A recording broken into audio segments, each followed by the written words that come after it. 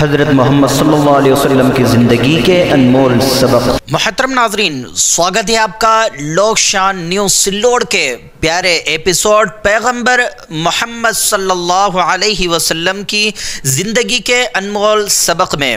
دوستو، آج کے ایپیسوڈ میں ہم بات کریں گے سندیشٹ حضرت نوح علیہ السلام اور مورتی پوجا کی شروعات اور اس کا ورود، سندیشٹ حضرت ابراہیم علیہ السلام اور ان کی اولاد اور خانہ کعبہ کے بارے میں۔ تو دوستو، آغاز کرتے ہیں اس پیارے سفر کا۔ اللہ تعالیٰ نے جب اس دنیا کو انسانوں سے آباد کیا، یعنی انسانوں کو بنایا، تو ان کو اچھی باتیں بتانے اور بری باتوں سے روکنے کے لیے انہی بندوں میں سے کچھ کو چن لیا جو اللہ کی باتوں کو بندوں کو بتاتے تھے۔ ایسے چنے ہوئے بندوں کو پیغمبر کہتے ہیں۔ حضرت آدم علیہ السلام سے لے کر حضرت محمد صلی اللہ علیہ وسلم تک پیغمبروں یعنی سندیشٹوں کا ایک لمبا سلسلہ جاری رہا، جو برائی سے لوگوں کو روکتے رہے اور اچھائی کی تاکید کرتے رہے۔ ہمارے پیغمبر حضرت محمد صلی اللہ علیہ وسلم سب سے آخری نبی تھے، سب سے آخری سندیشٹ تھے۔ اب قیامت تک کوئی نبی نہیں آئے گا۔ پیغمبر یعنی سندیشٹ حضرت نوح علیہ السلام کے بارے میں جانتے ہیں۔ حضرت آدم علیہ السلام کی اولاد میں مشہور پیغمبر حضرت آدم علیہ السلام کے بعد حضرت نوح علیہ السلام تھے۔ ویدوں میں ان کو منو کہا جاتا ہے۔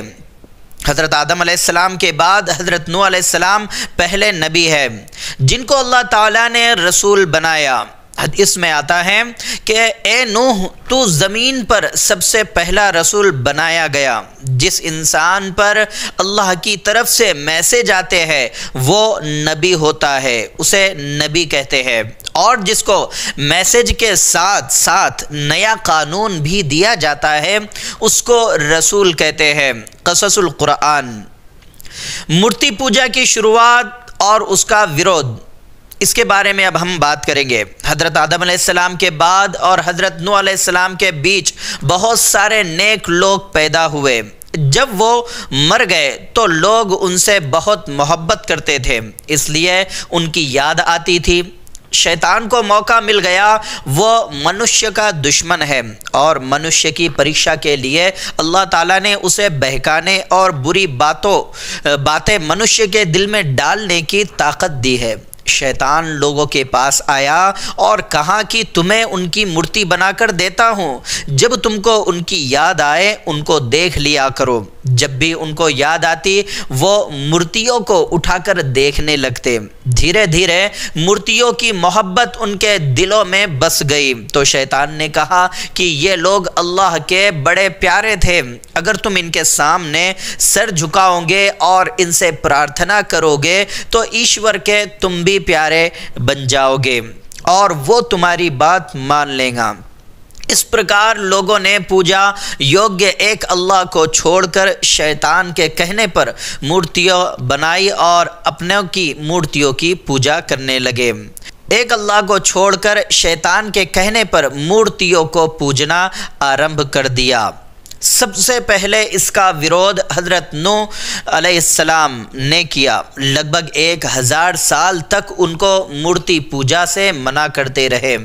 کچھ لوگوں نے ان کی بات کو مانا اور کچھ نے نہیں مانا۔ جنہوں نے نہیں مانا ان کو جل پرلے میں تباہ و برباد کر دیا گیا۔ تفسیر مظہری۔ سندیشٹ حضرت ابراہیم علیہ السلام۔ حضرت نوح کی اولاد میں حضرت ابراہیم علیہ السلام سب سے بڑے پیغمبر ہوئے۔ یہ عراق میں پیدا ہوئے اور وہیں جوان ہوئے۔ اس سمے عراق کے لوگ چاند، سورج اور ستاروں کی پوجا کرتے تھے۔ حضرت ابراہیم علیہ السلام نے ان کو ایک اللہ کی عبادت کرنے کو کہا۔ بادشاہ نے اور وہاں کے لوگوں نے حضرت ابراہیم علیہ السلام کو آگ میں ڈال کر مارنا چاہا، لیکن اللہ کے حکم سے آگ آپ کو جلا نہیں سکی۔ اس کے بعد حضرت ابراہیم علیہ السلام نے عراق کا دیش چھوڑ دیا اور شام اور مصر کے دیشوں طرف چلے گئے۔ حضرت ابراہیم علیہ السلام کی اولاد۔ کتاب تاریخ ابن کثیر کے مطابق آپ کے یعنی حضرت ابراہیم علیہ السلام کے 4 بیوی اور 13 بچے تھے۔ ان میں سے 2 بڑے مشہور ہیں، حضرت اسماعیل علیہ السلام، دوسرے حضرت اسحاق علیہ السلام۔ حضرت ابراہیم علیہ السلام نے اپنی بیوی ہاجرہ اور بیٹے اسماعیل کو حجاز عرب میں آباد کیا اور چھوٹے بیٹے اسحاق اور ان کی ماں کو شام دیش میں بسایا۔ اب جانتے ہیں خانہ کعبہ کے بارے میں، جس کو آج ہم مکہ شریف کہتے ہیں۔ اس زمانے میں وہاں کوئی آبادی نہیں تھی۔ شام دیش سے یمن کے ملک اور یمن سے شام کو آنے جانے کا یہی راستہ تھا۔ اللہ تعالیٰ کے حکم سے حضرت ابراہیم علیہ السلام نے اپنے بیٹے کے ساتھ مل کر خدا کا گھر بنایا، جس کو کعبہ اور بیت اللہ کہتے ہیں۔ اس کے بعد وہاں آہستہ آہستہ لوگ بسنے لگے، یہاں تک کہ شہر آباد ہو گیا، جس کو مکہ شہر کہتے ہیں۔ تو دوستو، آج کا ایپیسوڈ یہیں ختم ہوتا ہے۔ امید ہے آپ کو ہماری یہ چرچا اور یہ بات پسند آئی ہوگی۔ اگر آپ نے کچھ نیا سیکھا یا مزہ آیا تو اسے اپنے دوستوں اور پریوار کے ساتھ ضرور شیئر کریں۔ آپ کے وچار اور سجھاؤ ہمارے لیے بہت معنی رکھتے ہیں۔